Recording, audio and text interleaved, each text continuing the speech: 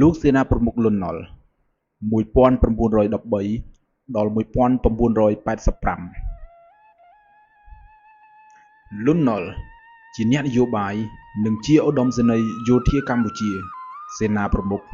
ដែលធ្លាប់កាន់តំណែងជានាយករដ្ឋមន្ត្រីកម្ពុជា2លើក និងជារដ្ឋមន្ត្រីការពារជាតិ គាត់បានដឹកនាំរដ្ឋប្រហារយោធាទម្លាក់សម្ដេចព្រះនរោត្តមសីហនុ និងជាអ្នកបង្កើតរបបសាធារណរដ្ឋខ្មែរ និងជាប្រធានាធិបតីសាធារណរដ្ឋនេះ គាត់ក៏ជាមនុស្សទី1ដែលចេញមុខប្រកាសសង្គ្រាមបណ្ដេញយួនខាងជើងនិងវាតកង់ចេញពីទឹកដីខ្មែរ លន់ ណុល កើតនៅថ្ងៃទី13 ខែវិច្ឆិកា ឆ្នាំ 1913 នាខេត្តព្រៃវែងក្នុងគ្រួសារខ្មែរដើមកំណើតចិន ឪពុករបស់គាត់ឈ្មោះលន់ ហិន ម្ដាយឈ្មោះនួន គាត់គឺជាកូនទី2ក្នុងគ្រួសារដែលមានបងប្អូនចំនួន10នាក់ ដែលក្នុងនោះប្អូនប្រុសទី7របស់គាត់ឈ្មោះលន់ ណុន ជាមនុស្សដែលមានតួនាទីសំខាន់ក្នុងប្រវត្តិសាស្ត្រនយោបាយខ្មែរចាប់តាំងពីការចាត់ចែងធ្វើរដ្ឋប្រហារទម្លាក់សម្ដេចនរោត្តមសីហនុ និងការបង្កើតរបបសាធារណរដ្ឋខ្មែរ ឪពុករបស់គាត់ធ្លាប់ជាអភិបាលខេត្តនៅសៀមរាបនិងខេត្តកំពង់ធំ បន្ទាប់ពីដឹកនាំក្រុមបង្ក្រាបចោរប្លន់នៅខេត្តព្រៃវែង លន់ ណុល ទទួលបានការអប់រំនៅសាលាសាសឺលូបឡូបានាទីក្រុងសៃហ្គន បន្ទាប់មកបានចូលសិក្សានៅសាលាយោធាកម្ពុជា លន់ ណុល ជាមន្ត្រីស៊ីវិលក្នុងសម័យរដ្ឋាភិបាលអាណានិគមបារាំងនាឆ្នាំ 1937 គាត់បានក្លាយជាអ្នកកាន់អំណាចរដ្ឋបាលហើយក៏បានធ្វើខ្លួនឲ្យក្លាយជាអ្នកប្រតិបត្តិការដ៏មានប្រសិទ្ធភាពរបស់បារាំងប្រឆាំងបង្ក្រាបចលនាជាបន្តបន្ទាប់នៃការប្រឆាំងនឹងអាណានិគមបារាំងនៅឆ្នាំ 1939 លុះដល់ឆ្នាំ 1946 គាត់បានក្លាយទៅជាចៅហ្វាយខេត្តក្រចេះ គាត់បានក្លាយជាសហការីរបស់សម្ដេចសីហនុ ហើយនៅក្នុងអំឡុងចុងទសវត្សរ៍ឆ្នាំ 1940 នៅពេលដែលគាត់បានបង្កើតចលនាស្ដាំនិយមរាជាធិបតេយ្យជាក្រុមនយោបាយគាំទ្រឯករាជ្យភាពដែលធ្វើឲ្យគាត់ជាប់ពាក់ព័ន្ធនឹងរឿងនយោបាយប្រទេសកម្ពុជាខ្លាំងឡើង គាត់បានចូលបម្រើកងទ័ពនៅឆ្នាំ 1952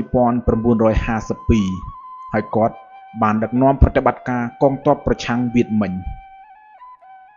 បន្ទាប់ពីប្រទេសកម្ពុជាទទួលបានឯករាជ្យពីបារាំង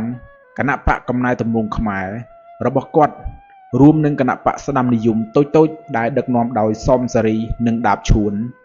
បានក្លាយជាគណបក្សស្នូលរបស់គណបក្សសង្គមរាស្ត្រនិយមរបស់សម្ដេចនរោត្តមសីហនុ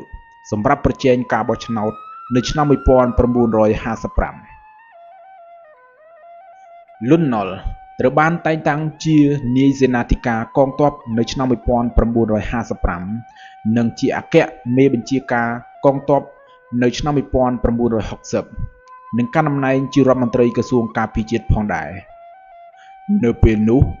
គាត់គឺជាអ្នកគាំទ្រម្នាក់ដែលទទួលបានការទុកចិត្តពីសម្ដេចសីហនុ នៅឆ្នាំ 1963 គាត់ត្រូវបានតែងតាំងជាឧបនាយករដ្ឋមន្ត្រី ខណៈដែលសម្ដេចសីហនុព្យាយាមស្វែងរកចលនាអព្យាក្រឹតនិយមជាអន្តរជាតិក្នុងបំណងបញ្ជៀសប្រទេសរបស់ព្រះអង្គពីការប៉ះពាល់ដោយសង្គ្រាមឥណ្ឌូចិនលើកទី 2 នៅឆ្នាំ 1966 ការបោះឆ្នោតសភាបានធ្វើឲ្យមានតុល្យភាពអំណាចចំពោះលន់ ណុល និងសមាសធាតុស្ដាំនិយមរបស់គណបក្សសង្គមរាស្ត្រនិយម នៅពេលដែលបេក្ខជនអភិរក្សនិងពួកស្លាបស្ដាំត្រូវបានជ្រើសរើសយ៉ាងច្រើន លន់ ណុល បានក្លាយជានាយករដ្ឋមន្ត្រី ហើយគាត់គឺជាមនុស្សដែលប្រកៀកស្មាគ្នាជាមួយសម្ដេចសីហនុក្នុងការប្រយុទ្ធជាមួយពួកកុម្មុយនីស ជាក់ស្ដែងនៅចន្លោះឆ្នាំ 1966 ដល់ឆ្នាំ 1967 កងអន្តរាគមន៍របស់គាត់រួមជាមួយកងរាជតម្រួតរបស់សម្ដេចសីហនុ បានបង្ក្រាបការបះបោររបស់កសិករនៅសំឡូតខេត្តបាត់ដំបងដែលត្រូវបានញុះញង់ដោយពួកកុម្មុយនីស ការបះបោរនេះធ្វើឡើងពីកសិករលក់ស្រូវទៅឲ្យកងទ័ពកុម្មុយនីសយួនដែលដើរប្រមូលទិញក្នុងតម្លៃថ្លៃជាងរដ្ឋាភិបាលសង្គមរាស្ត្រនិយម ការបង្ក្រាបនេះមានសភាពឃោរឃៅនិងមានរយៈពេលច្រើនខែរហូតដល់មានការប្រយុទ្ធប្រដាប់អាវុធនិងមានប្រកាសផ្ដល់រង្វាន់ដល់បុគ្គលណាកាត់បានក្បាលពួកកុម្មុយនីសមនុស្សជាច្រើនបានរត់ចូលព្រៃនិងអ្នកខ្លះត្រូវបានចាប់ចងធ្វើទណ្ឌកម្មសួរចម្លើយសារព័ត៌មាននានានាសម័យនោះបានសរុបថាយ៉ាងហោចណាស់មានមនុស្ស 1000 នាក់បានក្លាយជាជនរងគ្រោះហើយអ្នកខ្លះទៀតមានគំនុំជាមួយរដ្ឋាភិបាលសង្គមរាស្ត្រនិយមយ៉ាងខ្លាំងលន់ ណុល ធ្លាប់បានធ្វើជាអភិបាលខេត្តបាត់ដំបងនេះដែរលន់ ណុល បានរងរបួសនៅក្នុងគ្រោះថ្នាក់រថយន្តនៅចុងឆ្នាំ1968និងត្រូវបានបង្ខំឲ្យថយពីកិច្ចការនយោបាយជាបណ្ដោះអាសន្នទោះជាយ៉ាងណានៅឆ្នាំ1968គាត់បានវិលត្រឡប់មកក្នុងឆាកនយោបាយវិញក្នុងឋានៈជារដ្ឋមន្ត្រីក្រសួងការពារជាតិហើយនៅក្នុងឆ្នាំ1969គាត់បានក្លាយជានាយករដ្ឋមន្ត្រីជាលើកទី2ថ្ងៃទី18ខែមីនាឆ្នាំ1970លន់ ណុល ត្រូវបានគេចាត់ទុកថាជាមេខ្លោងម្នាក់ក្នុងចំណោមមនុស្សសំខាន់បំផុតទាំង3រូបក្នុងការទម្លាក់សម្ដេចនរោត្តមសីហនុពីតំណែងព្រះប្រមុខរដ្ឋកាលពីថ្ងៃទី12ខែមីនាឆ្នាំ1970លន់ ណុល និងសិរីមតៈបានបិទកំពង់ផែព្រះសីហនុដែលជាទីដែលអាវុធយុទ្ធភ័ណ្ឌត្រូវបានដឹកជញ្ជូនដោយលួចលាក់សម្រាប់ពួកវៀតកុងទៅឲ្យកងទ័ពវៀតណាមខាងជើងនៅថ្ងៃទី13ខែមីនាឆ្នាំ1970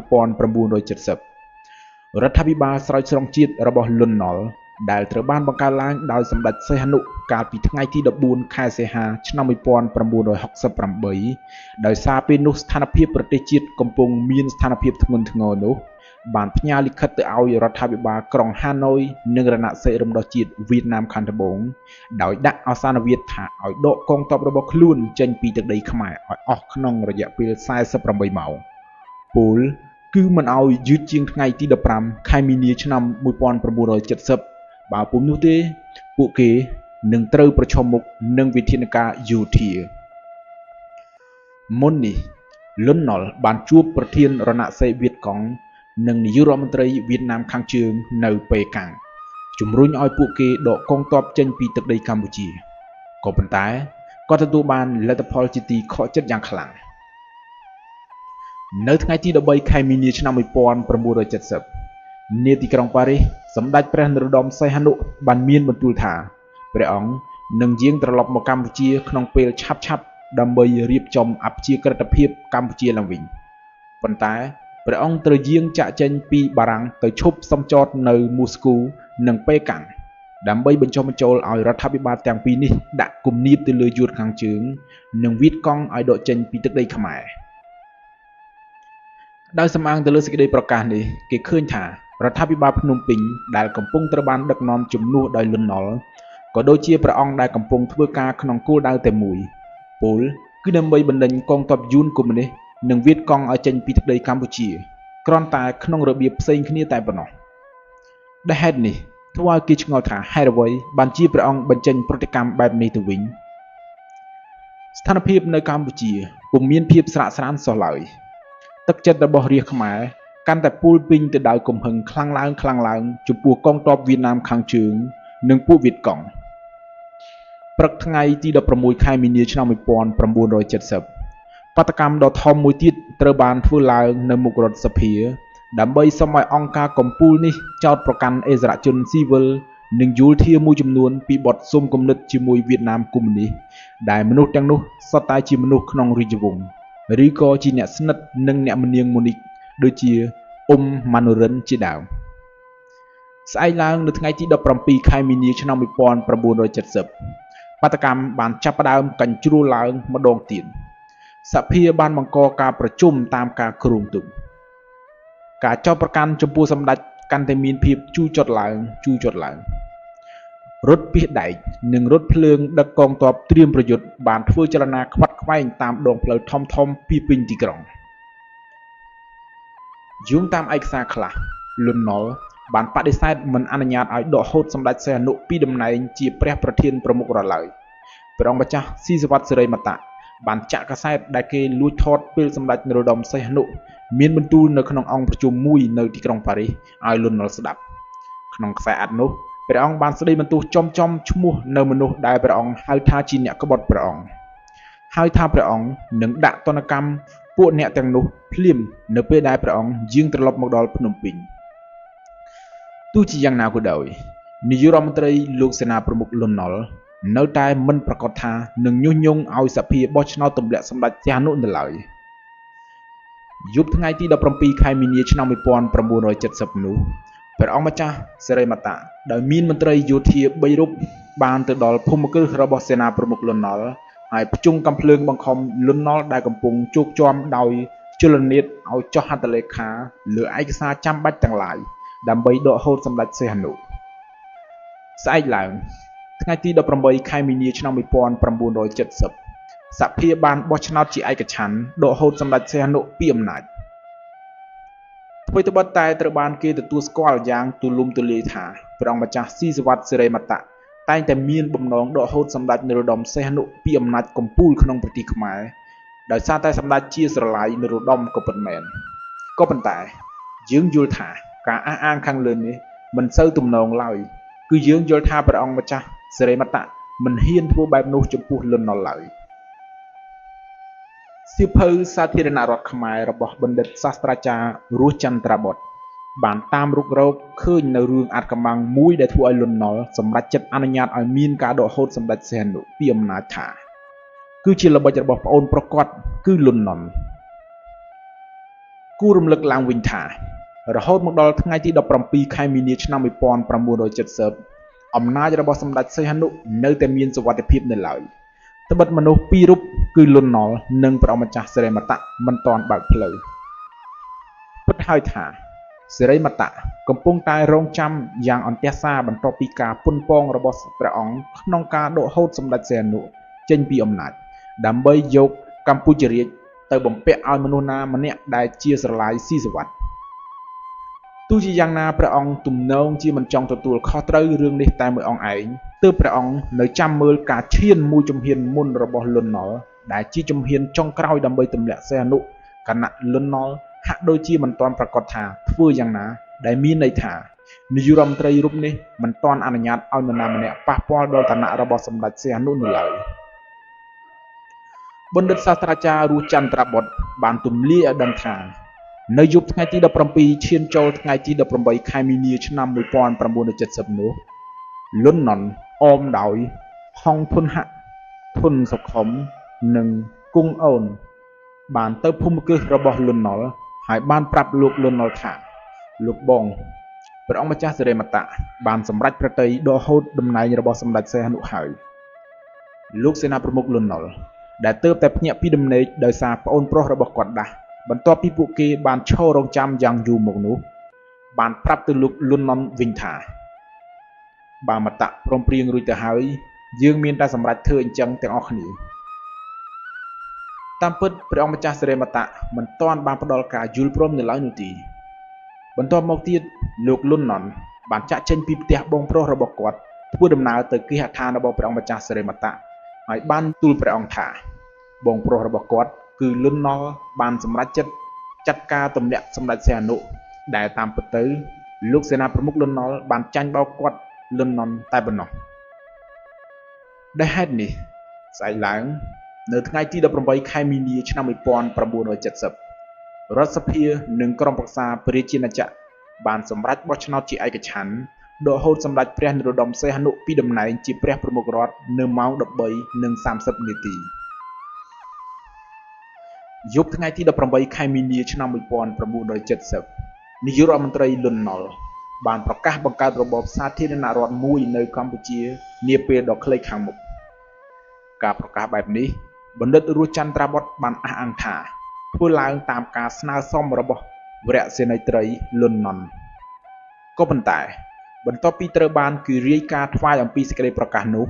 ព្រះអង្គម្ចាស់សិរិមតៈបានជំទាស់ហើយបានស្នើឲ្យលើកសេចក្តីប្រកាសនោះទៅធ្វើនៅថ្ងៃក្រោយនៅពេលឃើញថាដំណើរនៃការបង្កើតរបបសាធារណរដ្ឋមួយនៅកម្ពុជាត្រូវបានរាំងខ្ទប់ដោយព្រះអង្គម្ចាស់សិរិមតៈ ដែលចង់បង្កប្រទេសកម្ពុជាឲ្យនៅជាប្រទេសរាជាធិបតេយ្យទៅទៀតនោះទើបថ្ងៃទី11ខែមេសាឆ្នាំ1970 លន់ ណុន បានបញ្ជាឲ្យថាច់ជាដើមកំណើតខ្មែរកម្ពុជាក្រោមរៀបចំធ្វើបាតកម្មដ៏ធំមួយឈ្មោះថាដំណើរឆ្ពោះទៅរកភាពស្របគ្នាខាងផ្លូវចិត្តគំនិតនៅក្នុងពហុកីឡដ្ឋានអូឡ িম্প ិកក្រុងភ្នំពេញបាតកម្មនេះធ្វើឡើងដើម្បីសំណូមពរឲ្យសេនាប្រមុខលន់ ណុល បង្កើតរបបសាធារណរដ្ឋមួយនៅកម្ពុជាបន្ទាប់ពីជួបជុំគ្នានៃវងបាតកោនេះទៅលន់ ណុន បានសន្យាយ៉ាងឱឡារិកថារបបសាធារណរដ្ឋមួយនឹងត្រូវបានបង្កើតឡើងនៅក្នុងពេលឆាប់ៗខាងមុខនេះក៏ប៉ុន្តែព្រះអង្គម្ចាស់សិរិមតៈនិងមនុស្សរបស់ព្រះអង្គនៅតែមិនព្រមហើយព្រះអង្គម្ចាស់លេចធ្លោជាងគេនៃស្រឡាយស៊ីសវត្តអង្គនេះលើកហេតុផលថាពេលវេលាពុំទាន់មកដល់ឡើយហើយថាប្រការនេះនឹងធ្វើឲ្យខូចខាតដល់រូបភាពនៃរបបថ្មីនេះនៅលើឆាកអន្តរជាតិនឹងធ្វើឲ្យចុះខ្សោយរបបនេះនៅក្នុងសម័យប្រជុំអង្គការសហប្រជាជាតិឆាប់ៗខាងមុខនេះវាហាក់បីដូចជាថាមនុស្សរបស់លោកលន់ ណុន បានជោគជ័យច្រើនណាស់ទៅហើយនៅពេលដែលលន់ ណុល នៅថ្ងៃទី15ខែកញ្ញាឆ្នាំ1970បានប្រកាសតាមវិទ្យុថារបបសាធារណរដ្ឋនៅកម្ពុជានឹងត្រូវបានបង្កើតឡើងនៅក្នុងរយៈពេល2ខែខាងមុខទោះជាព្រះអង្គម្ចាស់សិរិមតៈខំរាំងខ្ទប់យ៉ាងណាក៏មិនបានដែរហើយទីបំផុតនៅថ្ងៃទី9ខែតុលាឆ្នាំ1970បានមកដល់ហើយរបបសាធារណរដ្ឋខ្មែរបានប្រកាសបង្កើតឡើងនិងប្រកាសឲ្យមានការរៀបចំធ្វើបុណ្យទូទាំងប្រទេសនេះជាលើកទី1និងតែម្ដងគត់ដែលរបបសាធារណរដ្ឋបានចាប់កំណើតនៅលើទឹកដីកម្ពុជាប្រការនេះធ្វើឲ្យមនុស្សភាគីទាំងទ្វេមានទំនាស់នឹងគ្នាកាន់តែស្រួចស្រាលឡើងថែមទៀតដោយហេតុនេះនៅឆ្នាំ1970សេនាប្រមុខលន់ ណុល បានក្លាយជាប្រធានាធិបតីទី1និងតែម្នាក់គត់របស់សាធារណរដ្ឋនៅកម្ពុជាគាត់មានឋានៈជាអគ្គសេនាធិការកងទ័ពហើយគាត់បានចែករំលែកអំណាចជាមួយព្រះអង្គម្ចាស់សិរិមតៈដោយប្រគល់ថ្វាយព្រះអង្គឲ្យជាអ្នកទទួលបន្ទុកនយោបាយពោលគឺជាមនុស្សទី2បន្ទាប់ពីលន់ ណុល ក្នុងរបបនេះតាំងពីឡើងកាន់អំណាចមកសេនាប្រមុខលន់ ណុល បានចាប់ផ្ដើមធ្វើសង្គ្រាមបណ្ដេញកងទ័ពវៀតណាមខាងជើងនិងវៀតកុងចេញពីទឹកដីកម្ពុជាដោយហេតុនេះរដ្ឋាភិបាលរបស់គាត់ទទួលបានជំនួយទាំងស្រុងពីសហរដ្ឋអាមេរិកដែលកំពុងជួយវៀតណាមខាងត្បូងធ្វើសង្គ្រាមជាមួយវៀតណាមខាងជើងជាអកុសលរដ្ឋាភិបាលសាធារណរដ្ឋខ្មែររបស់លោកលន់ ណុល មិនមានសំណាងល្អឡើយដោយសារអំពើពុករលួយនៅតែបន្តរស់រានមានជីវិតនៅលើទឹកដីនេះដដែលហើយមានសភាពធ្ងន់ធ្ងរមិនចាញ់កាលពីប្រទេសនេះស្ថិតក្រោមការដឹកនាំរបស់សម្ដេចសីហនុឡើយមិនមានករណីពុករលួយណាមួយត្រូវបានដោះស្រាយឡើយហើយបុគ្គលដែលគេធ្លាប់បានចោទថាពុករលួយដល់កំពូលក្នុងរបបសម្ដេចសីហនុដូចជាសូស្តែន ហ្វេណុងដេសជាដើមនៅតែបន្តរស់នៅដោយសុខសាន្តគ្មានទោសថែមទាំងនៅតែមានអំណាចក្នុងរដ្ឋាភិបាលថ្មីនេះផងទៀតសម្ភារៈសឹកដែលជាជំនួយរបស់អាមេរិកមិនត្រូវបានគេប្រគល់ឲ្យកងទ័ពដោយគ្រប់គ្រាន់នោះឡើយបែរជាត្រូវបានគេដាក់លក់នៅតាមផ្សារដូចជាផ្សារអូឡ িম্প ិកជាដើមហើយប្រជាជនខ្មែរដែលស្រឡាញ់ជាតិបាននាំគ្នាលក់គោក្របីនិងស្រែចម្ការទៅទិញសម្ភារៈទាំងនោះដើម្បីធ្វើដំណើរចូលសមរភូមិរីឯកងទ័ពខ្លះនាំទាំងប្រពន្ធកូនទៅជាមួយផងកងទ័ពរបស់លន់ ណុល ដែលគ្មានបទពិសោធន៍ពុំមានយុទ្ធភ័ណ្ឌគ្រប់គ្រាន់ខ្វះការដឹកនាំឲ្យបានត្រឹមត្រូវនោះត្រូវបានកងទ័ពកុម្មុយនីសយួនវាយកំទេចខ្សែត្រៀមនិងសម្លាប់យ៉ាងអនាធមជាបន្តបន្ទាប់របបសាធារណរដ្ឋខ្មែរត្រឹមតែរយៈពេល5ឆ្នាំសោះគឺពីឆ្នាំ1970ដល់ឆ្នាំ1975គេឃើញមានការបដូរផ្លាស់គណៈរដ្ឋមន្ត្រីជាច្រើនលើកច្រើនសារដែលក្នុងនោះគឺគណៈរដ្ឋមន្ត្រីរបស់ព្រះអង្គម្ចាស់សិរិមតៈរបស់លោកហុងធុនហាក់របស់លោកអិនតាំ2លើករបស់លោកសឿនង៉ុកថាញ់របស់លោកឡុងបូរ៉េត3លើកក៏ប៉ុន្តែមិនដែលឃើញរដ្ឋាភិបាលណាមួយទទួលបានជោគជ័យធំដុំនោះឡើយចំណុចគួរកត់សម្គាល់មួយគឺថាទោះជាមានការផ្លាស់ប្ដូរញឹកញាប់យ៉ាងណាក្តីប៉ុន្តែសមាជិកភាពនៃរដ្ឋមន្ត្រីក្នុងគណៈរដ្ឋមន្ត្រីនោះភាគច្រើនគឺជាមនុស្សដដែលពលគឺបដូរផ្លាស់តែនាយករដ្ឋមន្ត្រីប៉ុណ្ណោះ ប្រហែលនេះក៏ជាកត្តាមួយដែលមានចំណែកដល់ភាពមិនជោគជ័យនៃគណៈរដ្ឋមន្ត្រីទាំងនោះផងដែរការផ្លាស់ប្ដូររបបនយោបាយរបស់មហាអំណាចនាំឲ្យអាមេរិកព្រមទទួលយកថាជាអ្នកចាញ់សង្គ្រាមនៅវៀតណាមប្រការនេះប្រទេសកម្ពុជាលែងក្លាយជាទឹកដីដែលអាមេរិកកាំងឬការចាំបាច់ទៀតហើយហើយនេះរដ្ឋាភិបាលអាមេរិកក៏បានផ្តាច់ជំនួយមកឲ្យរដ្ឋាភិបាលលោកលន់នល់ជាបន្តបន្ទាប់សម្ដេចនរោត្តមសីហនុបានមានបន្ទូលថានៅពេលក្រុមរបស់ព្រះអង្គបានចូលកាន់កាប់ប្រទេសកម្ពុជានោះព្រះអង្គនឹងបញ្ជាឲ្យគេបាញ់សម្លាប់លន់នល់ប្រសិនបើចាំបាច់ក៏ប៉ុន្តែបើលន់នល់ព្រមចោះចាញ់ហើយនិរទេសចេញពីកម្ពុជាគាត់នឹងមិនមានការតាមចាប់ខ្លួនឬតាមចងកម្មនោះឡើយដែលហេតុនេះទើបទីបំផុតសហរដ្ឋអាមេរិកបានព្យាយាមបញ្ចុះបញ្ចូលឲ្យលន់នល់ទទួលយកជម្រើសចុងក្រោយនេះថ្ងៃទី1ខែមេសាឆ្នាំ1975លន់នល់បានលាលែងពីតំណែងនិងនិរទេសខ្លួនទៅកាន់ប្រទេសឥណ្ឌូនេស៊ីបន្ទាប់មកទៅសហរដ្ឋអាមេរិកនិងបានតាំងលំនៅឋានដំបូងនៅរដ្ឋហាវ៉ៃហើយនៅឆ្នាំ1979នៅរដ្ឋកាលីហ្វ័រញ៉ាលោកសេនាប្រមុខលន់នល់គាត់បានទទួលមរណភាពនៅថ្ងៃទី17ខែវិច្ឆិកាឆ្នាំ1985